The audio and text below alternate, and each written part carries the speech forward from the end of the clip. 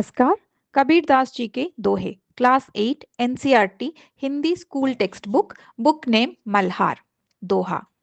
अति का भला ना बोलना, अति का भला ना चुप, अति का भला ना बरसना, अति की भली ना धूप। Word meanings with reference to this doha. Ati means adhikata, means too much. Bhala means good, hitkari, beneficial. Na means nahi. Bolna means speaking. Chup means silence. Barsana means वर्षा होना, raining होना means बहुत ज्यादा होना. धूप means sunshine. व्याख्या। With this explanation Kabir Das जी इस दोहे के द्वारा जीवन के हर क्षेत्र में अति मीन्स अधिकता से बचने की सलाह देते हैं, चाहे वो कोई भी मानवीय क्रिया हो या प्राकृतिक घटना।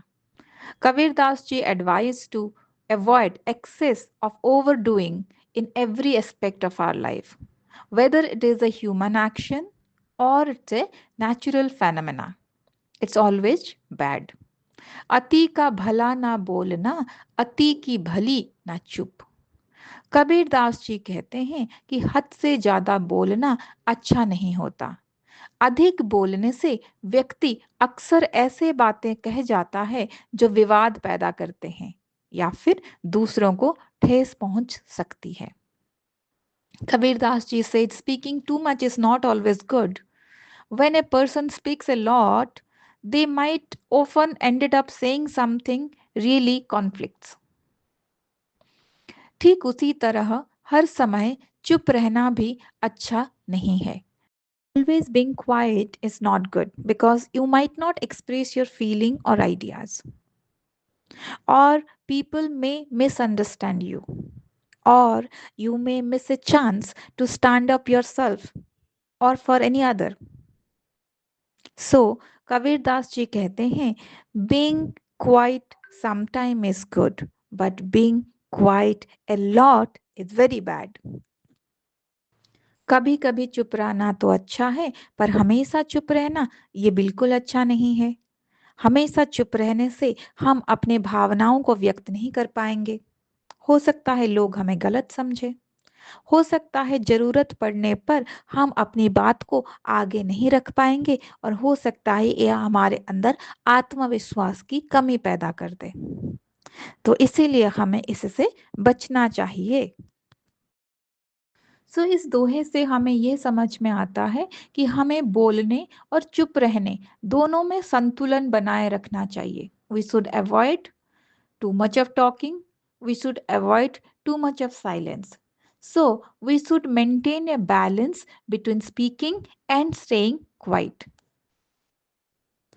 अति का भला ना बरसना, अति की भली ना धूप।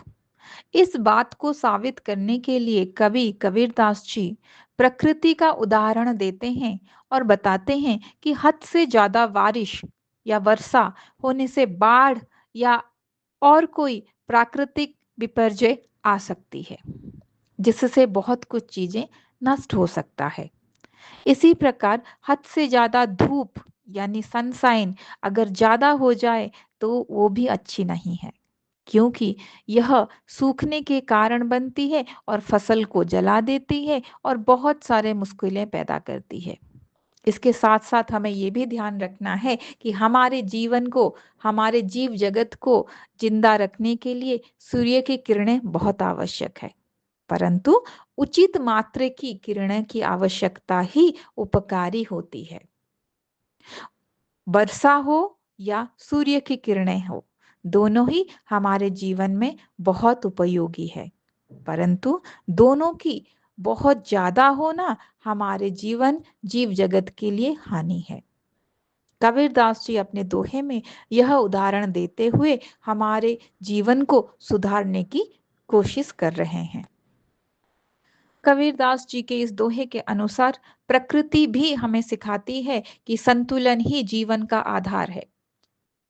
वो किसी भी प्रक्रिया की क्रिया हो, किसी भी चीज की अधिकता अच्छी नहीं होती। जीवन में हमेशा मध्यम मार्ग अपनाना चाहिए। Let's do some assessment questions from this Doha to get better understanding. And for sure, if you are done with all the exercises and you understand all the question answers, it means you are ready to get full marks from this Doha and of course from this chapter.